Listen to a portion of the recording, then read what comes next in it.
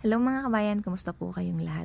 So dahil nga po meron nagpatulong sa akin na magpa-convert ng kanyang Philippine driver's license to Korean driver's license. So i-share ko sa inyo kung ano yung mga process or ano yung mga ginawa niya at mga ginawa naming dalawa para ma-change yung driver's license niya. So unang-una niyong ginawa ay syempre sa Pilipinas kumuha po siya ng driver's license. And nabasa ko po doon non-proof nga lang po yung driver's license niya eh.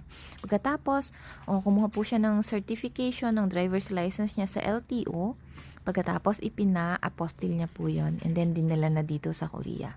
So, ano po yung mga requirements pag papapalit ng driver's license to Korean driver's license? So, unang-una yung inyong ARC, passport, pera, yung certificate of driver's license na galing sa LTO na naka-apostille, patapos yung driver's license mismo.